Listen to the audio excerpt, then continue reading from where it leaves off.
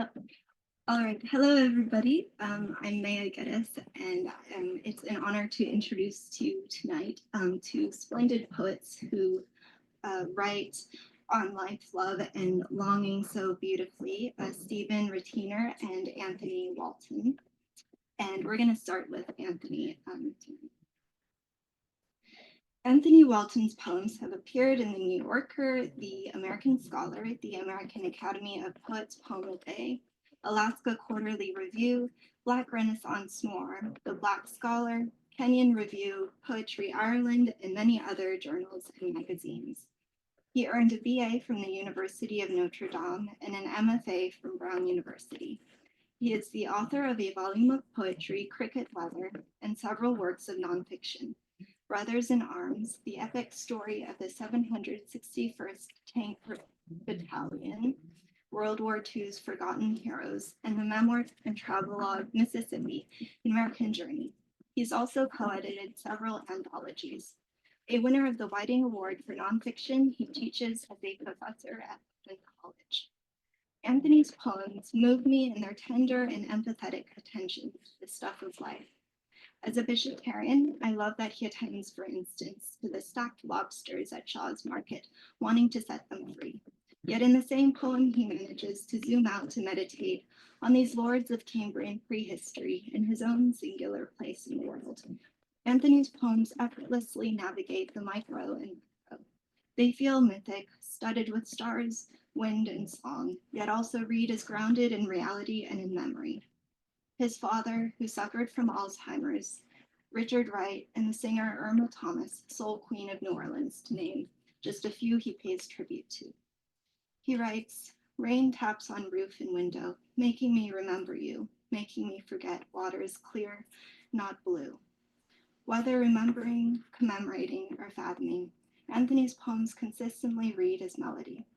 In his poem Dissidence, he writes, "You have to disagree with everything except the piano, black and white keys marking the path you must climb, step by half step, with no compass but the blues." I love this notion of letting the blues, the music, be a compass. Anthony's poems almost ask to be read aloud, and like music, guide us to that indefinable place or feeling or way of being that refuses absolute encapsulation, as all great art ought to do. Glad you're here.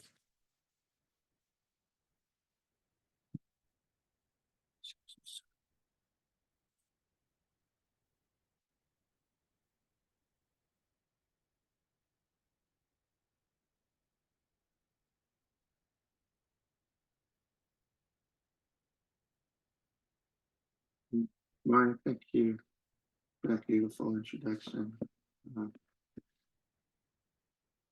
Probably the best one I've had. I really appreciate it. I'm also glad to be here at the Grolier. This is a place I've been coming for, I don't know, 40 something years. And it's a pleasure and an honor to be here. So thank you, James. Okay.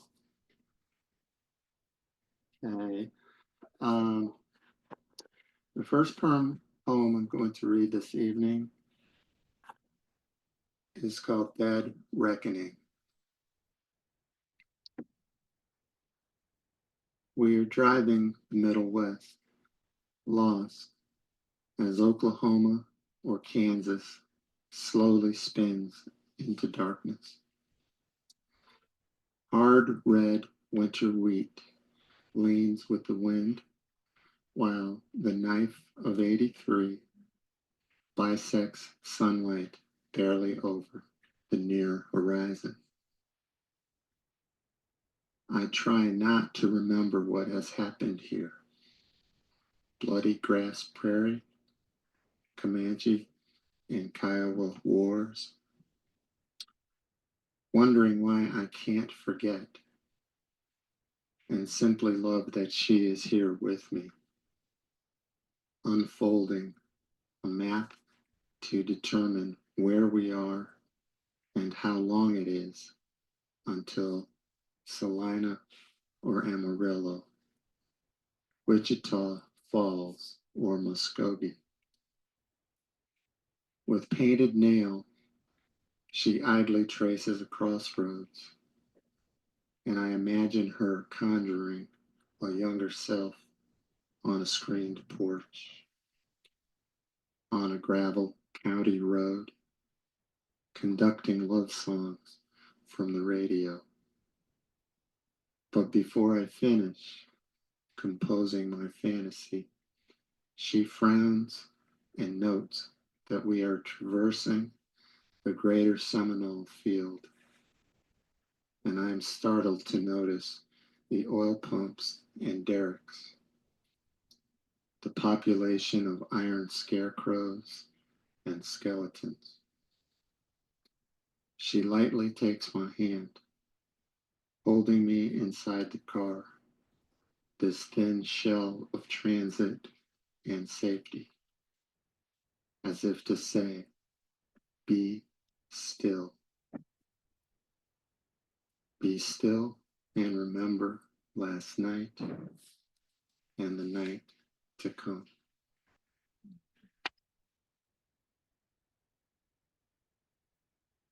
Okay, this poem is called Alzheimer's. He sits silent, no longer mistaking the cable news for company. And when he talks, he speaks of childhood, remembering some slight or conundrum, as if it is a score to be retailed and settled after 75 years.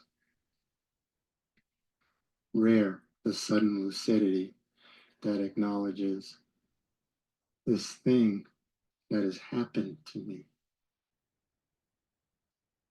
More often, he recounts his father's cruelty, or a chance deprived to him, a Negro, under Jim Crow.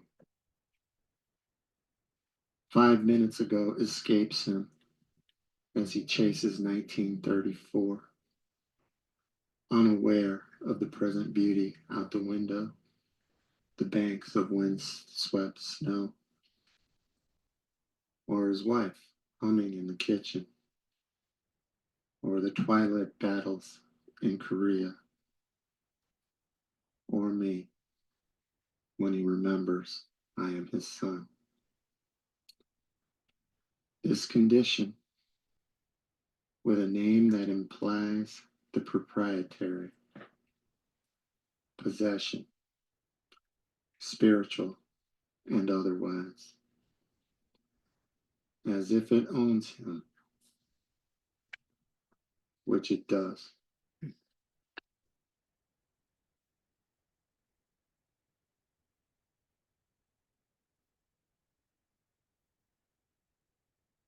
And this one is called the Encyclopedia of Rhythm and Blues. And I think it's kind of literally true. Passion killings, plane crashes, overdoses, accidental and intended. Suicides, bus wrecks, the women, the inability to choose between one woman and another.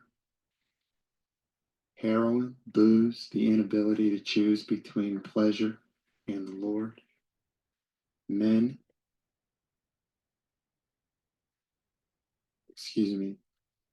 men, prison, the white man who owns the record company, the melismatic celebration of disaster, the gut-wrenching agony of joy, the anger and hush of the naked self alone, sighing and shouting intensely hyperbolic declarations of erotic heroism.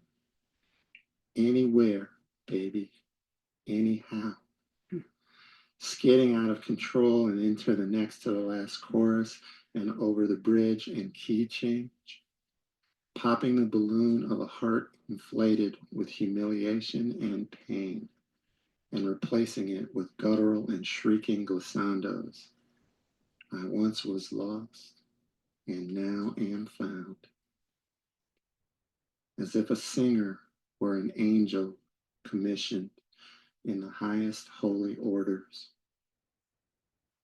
As if a song had wings extended into flight and feathers of shelter. As if true love and its fraternal twin, the blues, possessed equally the powers of devotion and redemption. As if the one true heaven were standing around the corner, laughing, drunk, and locked with lust and abandon into the ever-loving arms of the mortal world.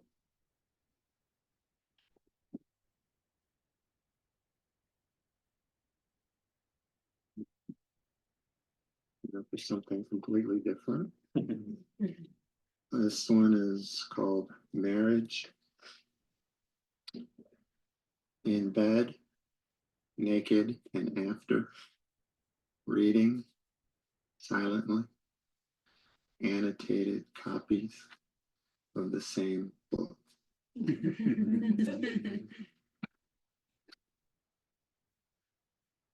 And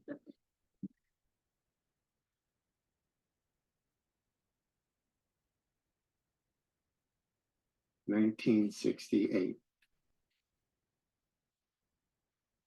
5 years since I sat in my father's sad, tensed lap, while the black and white rights for the president cast a shadow through a vast and sinister November night.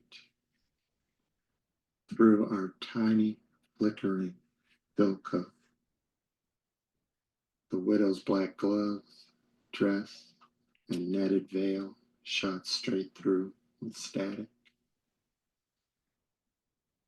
5 years after that, I devoted myself to drinking so much bottled Fanta and cans of knee-high that my tongue bloomed the orange pink of the hide of a Sendak carnivore, that woodland creature who threatened to devour the child whole.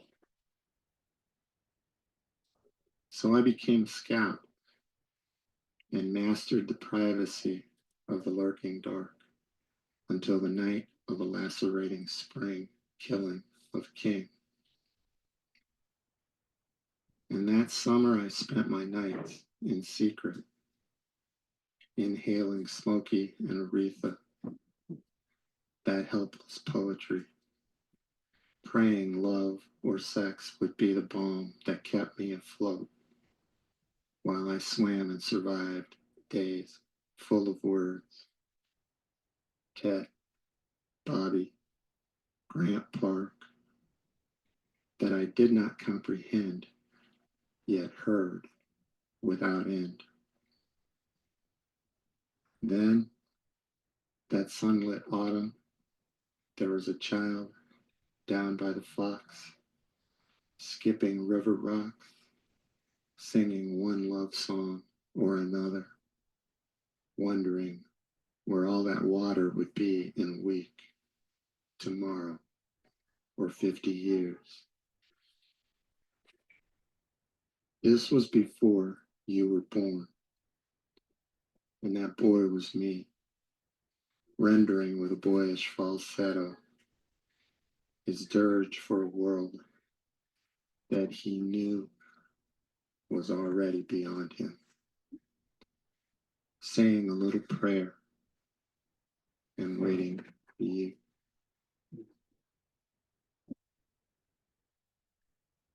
And I'll read to you.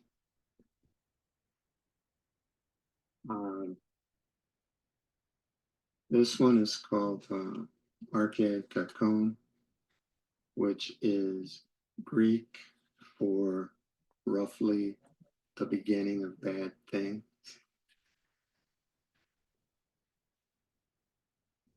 The Greeks knew things happen. To the man working on his tractor who lifts his head to find his brother-in-law standing there, hands clasped, speechless. To the woman who wakes from dreamless sleep in a fluorescent room without windows to find she is no longer considered legally sane. To the disaster-racked, freshly homeless voices on the radio, the grainy litany of their lives, a song of never the same. We recognize the symbols. In the sirens pierce, the blue light painting the night, flags folded into tight isosceles, flowers strewn on newly pregnant graves, rosaries stroked in lieu with the beloved's hand. At the ocean's ebb or edge, a man on television stares past the camera and says, "Sometimes you ain't lucky enough to get killed." So we invoke the patience of Job, who argued with the sky, and Akmatova and her woman without a face, who knew that there is always something left to lose, a grief beyond description, except for the lean of a long tree along a ridge, or the silent roof-torn, torched car along the road, or the man in a blue suit inching from a taxi. The moment when pain becomes memory, one remembers to remember those they cannot forget, to let them go wherever it is they must go, and wait. And I'll finish with Tompkins Square.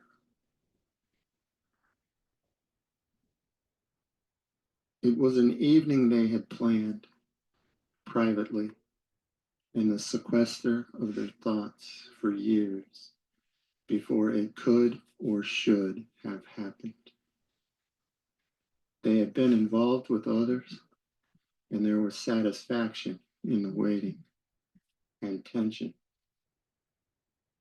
He had never before acknowledged he could be content with indefinite apprehension. Daydreaming, he took pleasure in their brief meetings on the astral plane, entwined among the stars.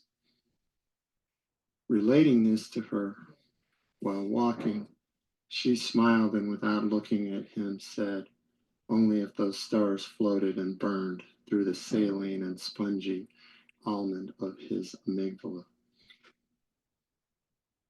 Then, suddenly aware that she may have wounded, she said that she too had had her rendezvous with him in the furthest physical crevasses of her fleshly brain via the electrical impulses that were her dreams. And that was good enough. That was what was actual, because it sprang from the facticity of her body, and it was enough. Until it wasn't enough. Until the day, the afternoon, when they could no longer pretend it was not going to happen. They made their excuses, their exits, gently made their way toward each other, reducing themselves, their hopes and plans and ways of being, to a simple theater of one man and one woman. They reduced the stage to a cultivated garden of glances, abstractions, euphemisms, and a chasm, the bottom of which was a silence that swallowed all intentions. In this enactment of the story, the garden of their imagination is also known as Tompkins Square Park. As in the common tale, the garden is plagued with serpents, but they needed be concerned with only two, the twins, experience and recrimination, who bade them fumble and grope through inarticulate dark in the hope that their love was a form of light, something they could read by, something they could learn. They resolved to be uncertain scholars of the inevitable. But in the concordances of language, progress is circular, if at all, which brought them back to each other and to that feeding of the hunger to know and be known. But all they could do was gesture through the billowing space they saw and felt as a full cerulean sky, full of distant glittering lights, words and stars that were like a Milky Way they wanted to believe was love, a love that loomed as they sat on the bench in the park that Sunday afternoon, like a galaxy between them. Then, remembering that there was much for them to do, they set off for the room, a friend's empty studio where they worked their way to each other over the course of the evening. Him trying this, her trying that, each coming to realize what they had felt was substantial, was made of substance. Hours later, they lay, exhausted, spent, and nothing remained except the hunger. Okay, thank you.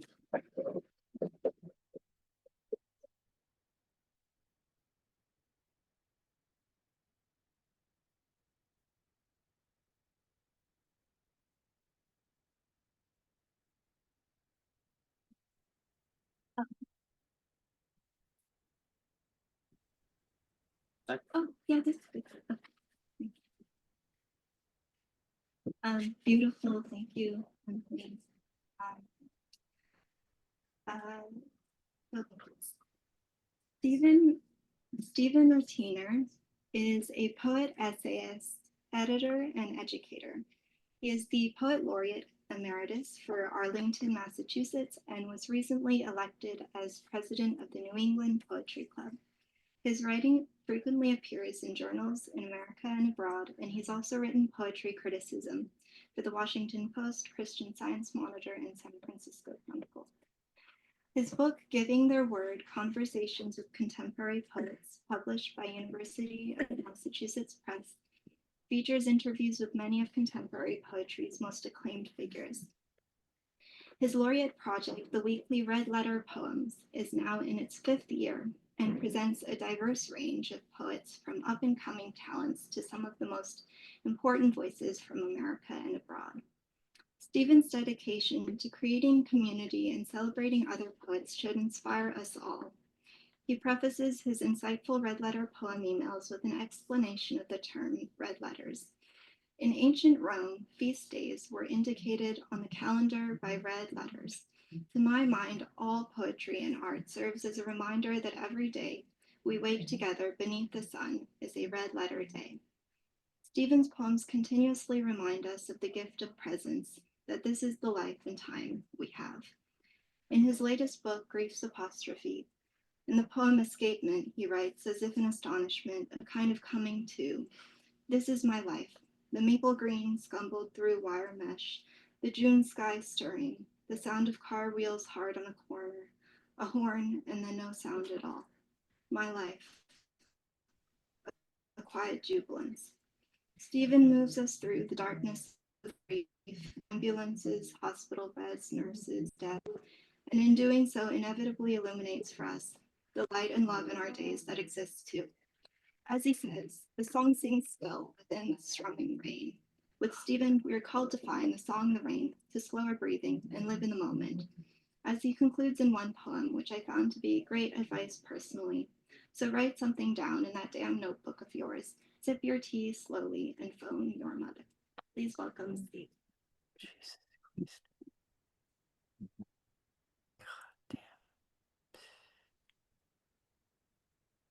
You okay? Is it acting up?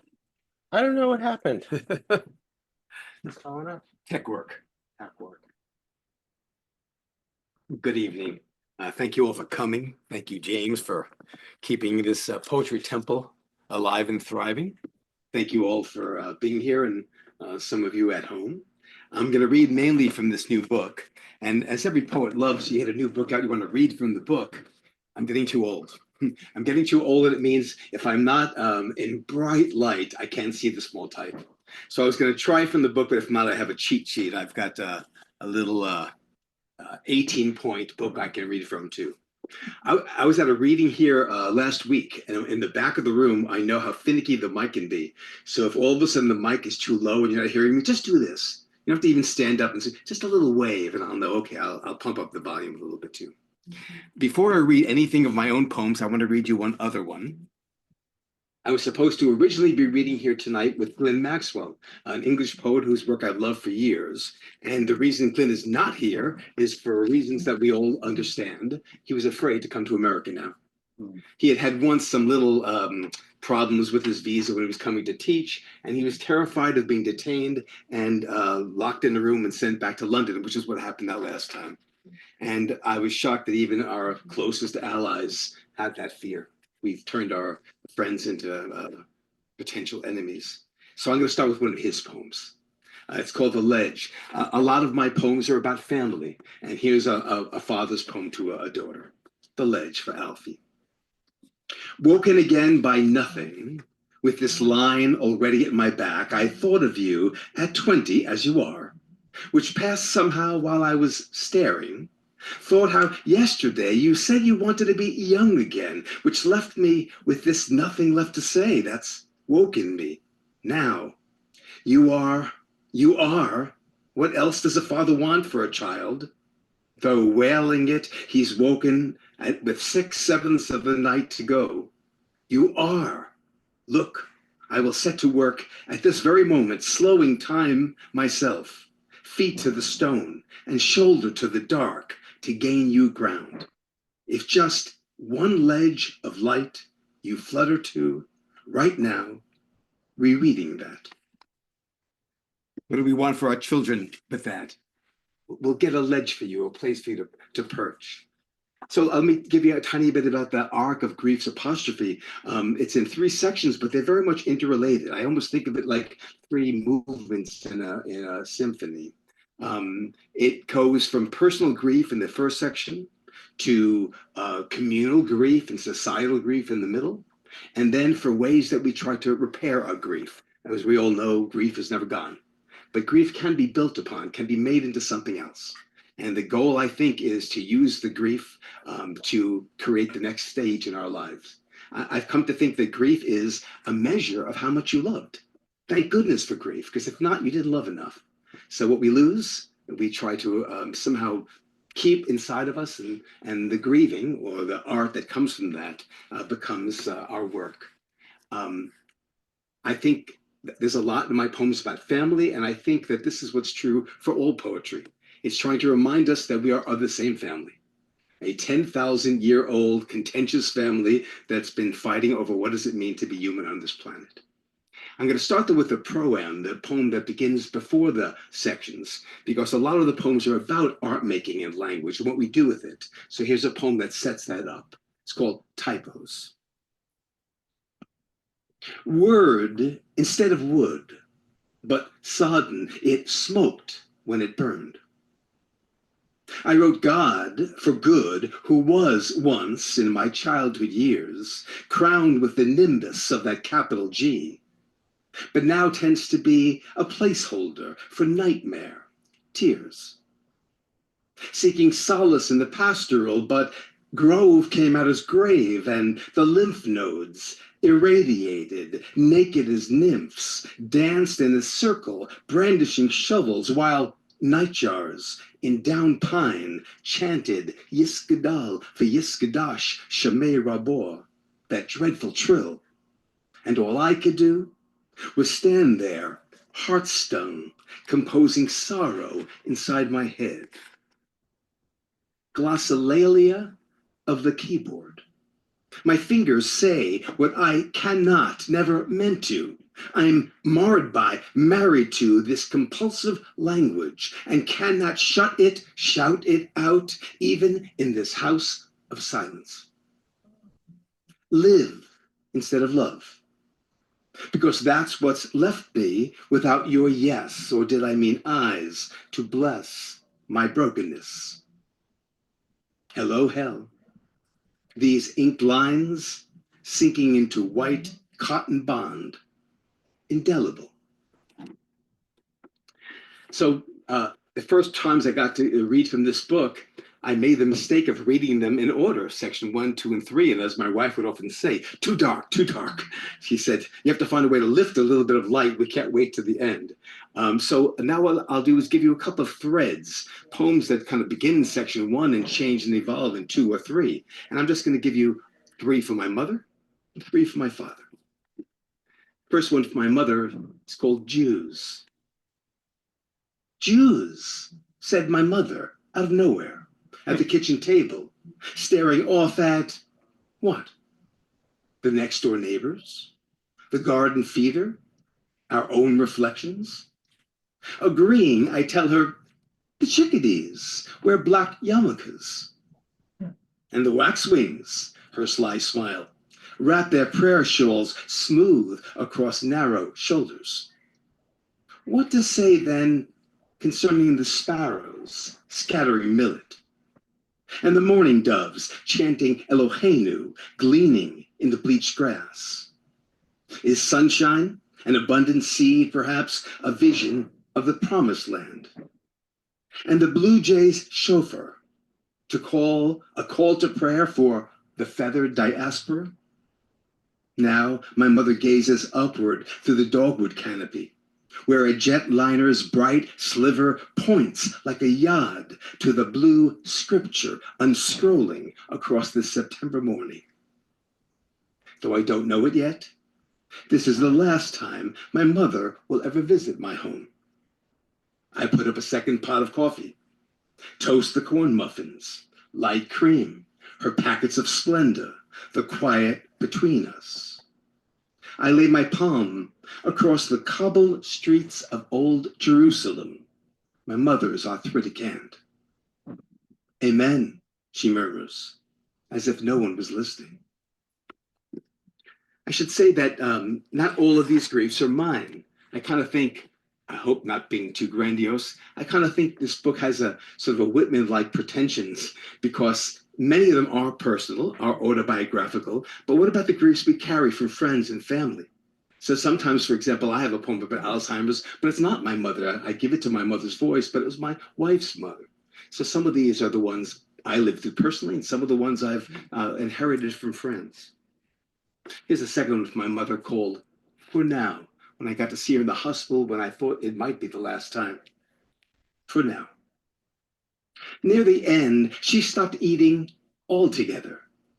One evening, I brought chicken soup shoaled with wild rice. A quick shake of her head, whispering, what for? And yet, in sleep, her mouth moved constantly, making a meal of departure. Watching her, I wondered, was the opposite of hunger grief? Grace? Love or need? What feeds on our silence? Not that it would have made a difference, but I wish I'd proposed we take turns with the spoon. A mouthful, countering what for with for now. And then I'll jump way ahead to the end. There's a poem called Mending. I have lots of poems where I use italics and the wonderful M dash as a way of incorporating other voices, other visions in the middle of the poem. Of course, that makes it hard to read out loud. So let me see if I can find this one quick. So mending is an adult memory of my mother when I was very small, and the whole middle is a parenthetical statement. Oh, I might not have it. I thought I was more careful than that. Okay, sorry, change of pace. I'll do another one, a later one also. Anne, which is my mother's name. Anne. My mother took their names.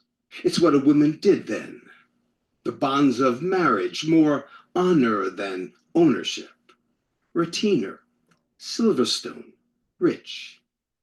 3 beloveds, and after time, her steadfast hands helped nurse each into darkness.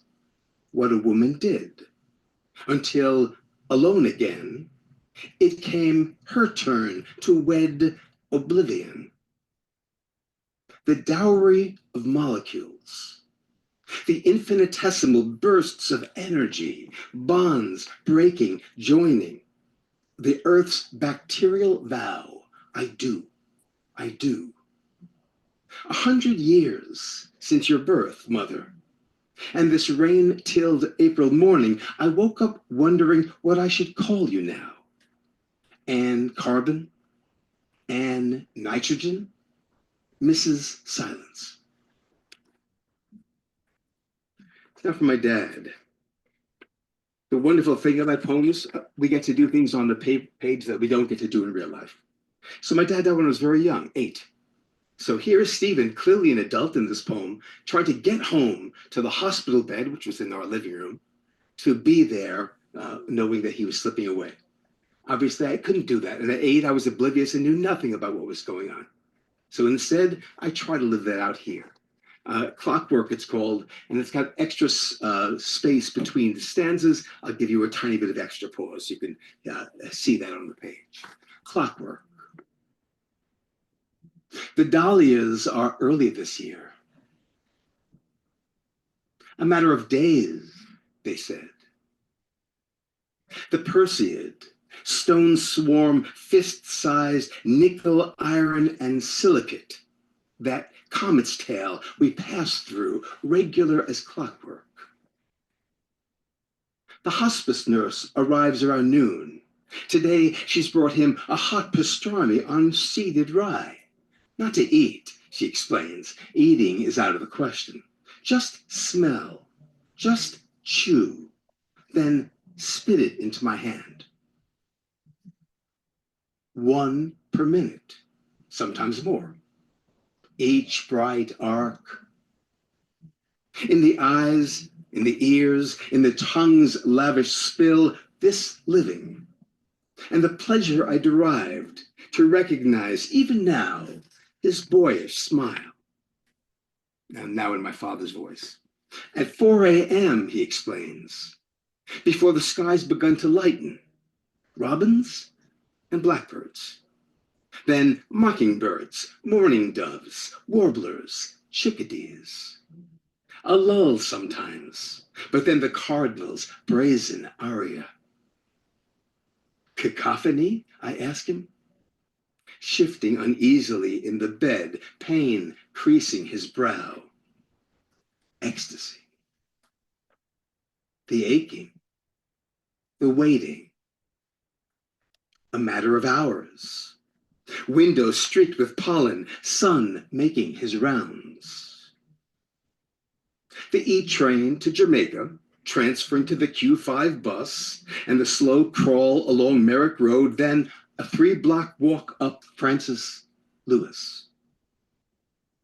In my chest, opening like a dahlia, this nova of white petals, edged with violet and gold. Like clockwork, like fate, a matter of minutes. Late. It's a memory that's haunted me since I was, I guess, 7. My dad was the oldest son of 3 sons, and therefore, in the 1940s, 1950s, what did you do? You went into the family business, and the family business was dry cleaning. My grandfather, coming to America, opened up a little shop and then a plant, a place where he would take in dry cleaning from lots of other places too. Being the oldest, my dad was going to be the one to help run it for him. What was interesting is that I used to wonder if my father would have been ashamed for what I chose as my life's work, because clearly this is not a way to make money. This is not a very good occupation. I was a long-haired hippie during the 60s, and I wondered if he'd be embarrassed by that. And then I remembered over time that he was an excellent amateur photographer. He was interested in sound recording, and it dawned on me, maybe he was supposed to be an artist, but couldn't. And maybe he would have been delighted if his son could. So here's a bit of that life, learning the business. Come Saturday, when the vats backed up, you were the one, Daddy, who answered the call, drove down Jamaica Ave, stripped to the waist, and fished 200 pounds of dry cleaning from the murky slush, gabardine dresses and suit coats laid out across the workbench like the bodies of the drowned. Find the clog, flush the line, rescue the day, get the crew back to work. While somewhere your father sat chanting in temple, your brothers boisterous at Sardi's or the track. I remember you brought me an ice cream cone, and I perched on a high stool, watched as you half disappeared into the benzene tank, licking my vanilla swirl, giddy with the fumes. Driving home, you told me, when I was older, you would teach me the business, how to keep the books, so I'd have nothing to do with the scald of 6-foot presses or the chemical brew. 60 years later, and here, Daddy, I'm making my accounting. Your left hand, knuckled on the steering wheel. Your right, idly strumming the chord of my neck. And me, wedged beside you, mouth slack with sugared milk.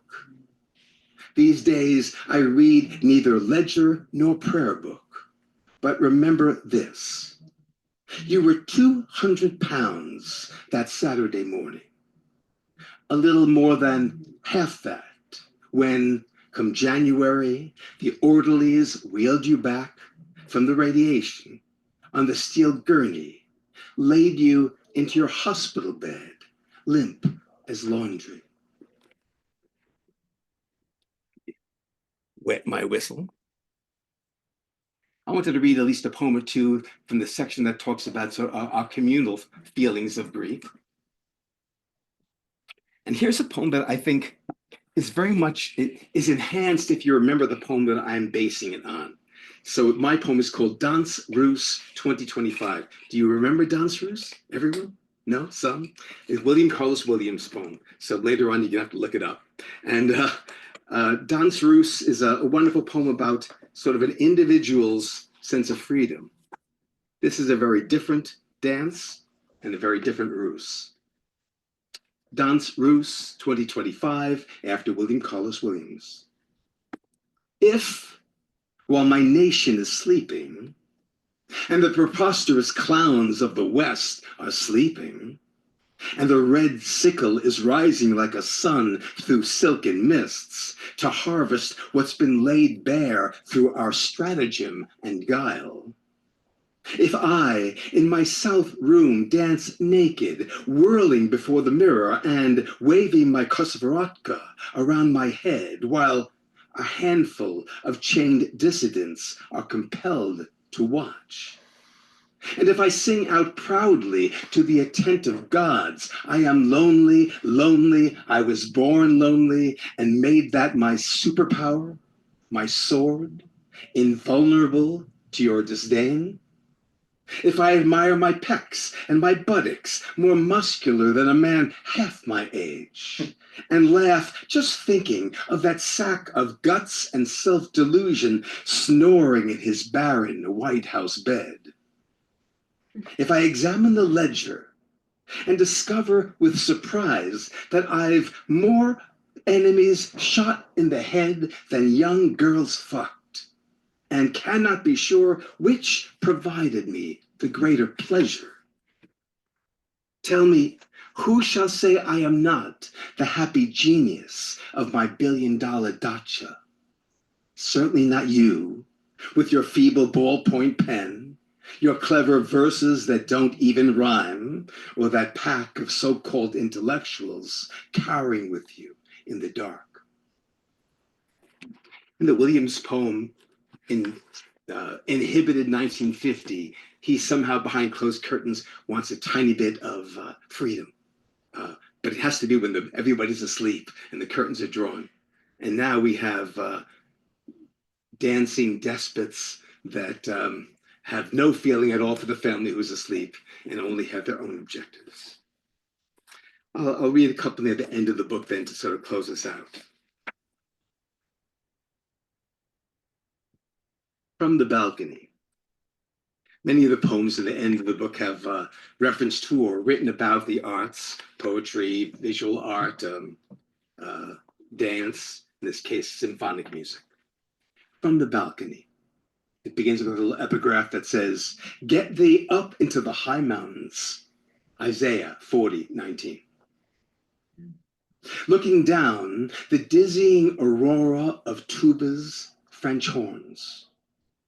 My Lord, what this oratorio knows about our loneliness. And I closed my eyes. I died. And then I died again. The strings swelled. The angels carved into the proscenium arch looked down, approving, disapproving, I couldn't say. There is a rhythm to it, this dying. And Hades, in black tails, beat upon the timpani of my heart with his cushioned mallets, keeping time. And I kept time, relenting to his lentissimo, obedient to his baton. Oblivion, it seems, requires rehearsal, a kind of diligence. Love demands of every callow soloist thinking only of his modest part in the production. And then I lived again. My eyes squinted into the spotlight.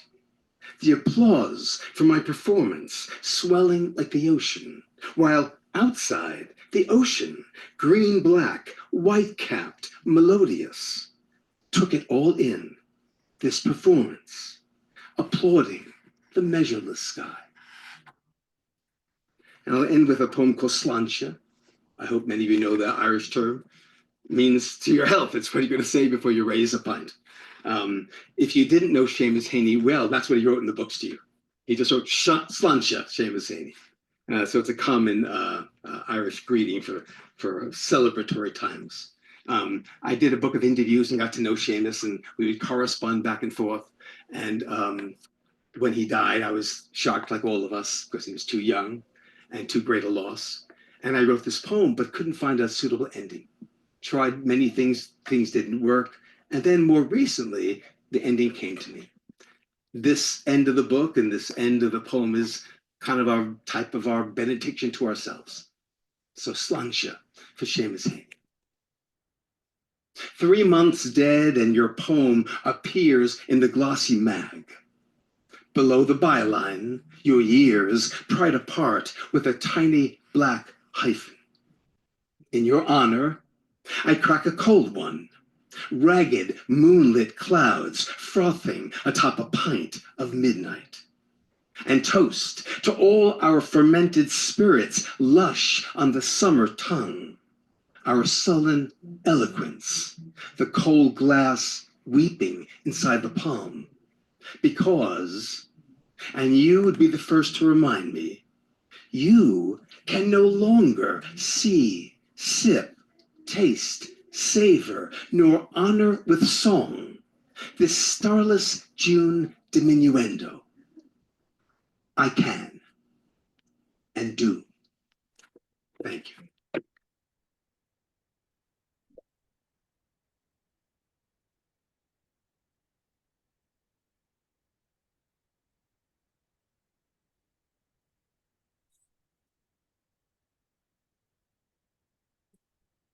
Wow, what a great reading. Let's give the poets another round of applause.